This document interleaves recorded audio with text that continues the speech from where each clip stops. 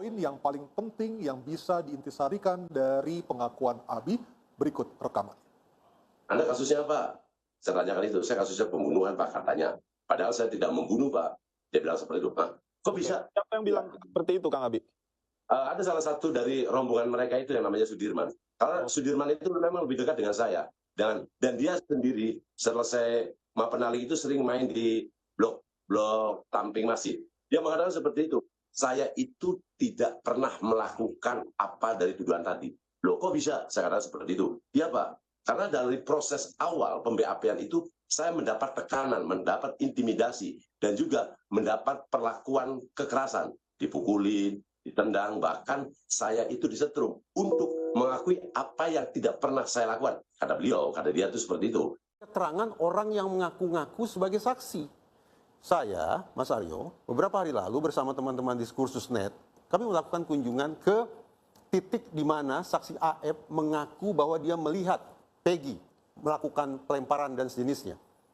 Saya mencoba berdiri di tempat yang sama, dan menurut saya sungguh-sungguh muskil bahwa orang dari jarak sekian puluh bahkan sekian ratus meter dalam kegelapan malam bisa menyaksikan secara jernih apa yang dilakukan oleh siapa pada saat itu. Sementara saksi Aib sendiri yang mengatakan bahwa dia merasa takut dan ingin sesegera mungkin menjauhkan diri dari lokasi tersebut. Teringat oleh saya teori efek senjata, bahwa ketika seseorang menyaksikan peristiwa yang mencekam, ada kekerasan, ada penganiayaan, maka konsentrasi otak hanya satu hal, yaitu menyelamatkan diri sendiri. Lantas pertanyaannya, bagaimana orang ini, seluar biasa apakah dia, dalam kondisi takut semacam itu, justru dia mengaku melihat secara jernih siapa melakukan apa. Konkretnya Peggy melakukan pelemparan. Nah, tadi saya katakan, saya was-was betul bahwa saksi yang saya pertanyakan kredibilitasnya ini, justru pada saat yang sama, keterangannya itulah yang dipakai oleh Rudiana untuk kemudian membuat laporan di kepolisian. Karena itu, saya sudah semakin kuat posisi saya untuk mengatakan, jangan terlalu memforsir diri, baik itu waktu atau stamina, untuk membongkar keterangan, baik itu keterangan dari tersangka maupun keterangan dari saksi. Kita akan melihat dulu keterangan dari Aib yang disebut-sebut sebagai saksi kunci yang melihat Vina dan Eki mendapatkan perlakuan ataupun diserang oleh geng motor Moonraker, termasuk di dalamnya ada Peggy Setiawan. Kita dengarkan bersama keterangan dari Aib berikut ini. Yang kejadian itu kebetulan waktu itu saya lagi di warung, saya lagi di warung. Terus ada pengendara motor yang berpakai seragam yang bertulisan XDC itu lewat, terus langsung dilempari batu. Tuh di situ dilempari batu, terus dikejar-kejar tuh. Berhubung saya juga takut di situ, akhirnya saya udah langsung pulang aja. Kalau bicara kita melempar, saya kurang tahu ya. Ya ada sekitaran 8 orangan lah di situ banyak. Cuman yang memepet itu ada 4 motor. Kejadian, ya korban seperti apa saya nggak pernah melihat. Oh besoknya. Ya besoknya. Ya, Mas Tony, ada kata-kata kunci di sini. Secara langsung bagaimana peristiwa pembunuhan itu terjadi. Dan belum tentu pembunuhan juga. Bisa jadi kecelakaan tunggal kan? Ya katakanlah saya melihat putusan pengadilan ini ada pembunuhan ya. Dan Aib ini ya, bersaksi di BAP, kemudian BAP-nya itu dibacakan di pengadilan karena sudah disumpah ya.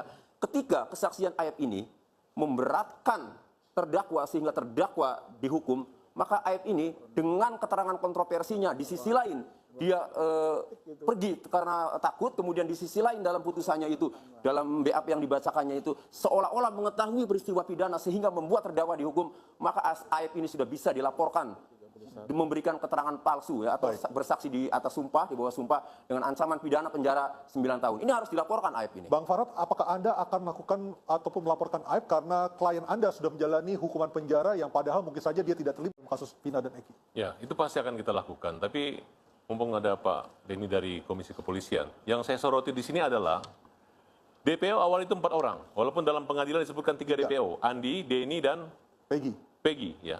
Nah, sekarang polisi mengatakan tersangka tinggal 1, nggak ada lagi yang lain gitu. Menjadi pertanyaan kami, di mana 3 orang tersebut? Nah, kepada seluruh masyarakat Cirebon, apakah pada saat kejadian itu, di antara 4 ini pernah didatangi oleh kepolisian? Kemudian adakah orang hilang di saat itu?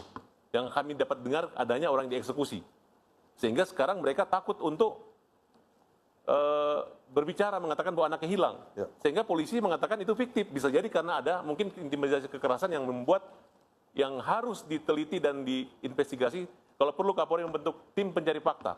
Kemana para DPO 4 orang yang katanya 1 orang Peggy, walaupun menurut Tony bahwa ini adalah fiktif atau salah tangkap. Berarti kalau salah tangkap berarti 4 orang yang hilang. Nah di sini untuk menentukan siapa DPO itu, apa alasan Rudi mengatakan bahwa 4 orang DPO dan dia udah datang ke rumah DPO tersebut. Ada KTP-nya, ada alamat jelas gitu. Itu yang Tadi kita, Anda mengatakan ada yang dieksekusi. Itu data dari mana, Bang Farhad? bukan seandainya. Kan ini kan namanya, kan saya menanyakan kepada seluruh masyarakat Cirebon, apakah ada kehilangan 4 orang anggota atau keluarga? Gitu harus terbuka aja. Gitu. Nah, itu spekulatif ya kalau menurut saya. Karena dalam satu proses pidana lebih baik tidak ada orang yang dihukum lagi ya. Jadi kalau polisi menetapkan 1 itu sebetulnya lebih bagus ya. Dan 1 saja diperdebatkan ya. Tapi 1. persoalannya gini Pak, bukan masalah 1 diperdebatkan. Karena dalam pertimbangan majelis hakim 3 orang nama masuk. Dani, Andi, dan Peggy. Dan 3 orang ini adalah pelaku pembunuhan, penusukan, dan juga nggak jelas. pemerkosaan. Nggak jelas karena putusannya aja ini potensi peradilan sesat ya, potensi loh ya. Saya tidak katakan itu karena prosesnya unprofesional ya. Jadi kalau penyidikannya sekarang menurut IPW yang kita dorong adalah sikap profesional dan berkeadilan ya. Kalau penyidik menyatakan 1 ya, kita hormati dulu 1 dan penuhi semua prosedur secara ketat gitu ya. Kalau kita kemudian mengejar 3 lagi, 1 saja belum jelas nih, ini jadi Menetapkan akan DPO itu menghukum orang yang asal-asalan. belum bersalah, loh, ya. Kan sudah disebarkan dengan percaya dirinya bahwa Peggy alias Peron itu dengan ciri-ciri ya, rambutnya keriting, umurnya pada tahun 2016 itu 22 tahun dan Sekarang 27 ya harusnya ya. umur 30 tahun 2024, kemudian tinggalnya itu di Banjarwangun. Ya. Polda itu jelas menindaklanjuti putusan pengadilan dan dari keterangan saksi-saksi yang terpidana itu kan, kemudian muncullah dengan ciri-ciri tersebut. Kemudian yang ditangkap rambutnya tidak keriting. Usianya lurus. udah 30. Usianya juga tidak 30, Alamatnya 28. beda. Tinggalnya di Kepongpongan, bukan di Banjarwangun, jauh kecamatannya, Pak. Artinya ya, di sini berarti Polda Jawa Barat itu penyidiknya ya. Ini sampai ada lagi dari Saka Tatal ya, menerangkan bahwa sebelum penangkapan Peggy Setiawan, ketika film Vina itu rame, Saka Tatal kan didatangi oleh orang yang mengaku anggota Polres Ciko, Cirebon Kota, dan Polda Jabar. Menanyakan 3 DPO itu, kenal tidak. Saka menyebut, ini menurut Saka kan, ada foto-fotonya. Ini Peggy alias Perong, ini Andi, ini Dani, kenal tidak. Saka bilang tidak mengenal. Ke Peggy Setiawan juga tidak mengenal. Tetapi setelah Peggy Setiawan ditangkap, Saka Tatal punya ingatan. Lah, kok yang ditangkap ini beda dengan yang ditunjukkan waktu Padahal dulu ada polisi fotonya. tangkap. Iya, Pak Beni, artinya berarti gimana Pak Beni? Yang waktu itu katanya ada fotonya, tapi ketika dirilis tidak ada fotonya, bahkan hanya sketsa saja Pak Beni. Ya itu nanti perlu kami cek lagi, tetapi setidaknya begini. Penyidik ketika melangkah, ketika menetapkan seseorang menjadi tersangka, didahului gelar. Ketika gelar, disitulah argumentasi, bukti, segala macam dihadirkan, sampai dengan keputusan gelar naik menjadi tersangka. Baru dilakukan penangkapan. Ini ada risiko hukum ketika salah dalam melakukan penetapan.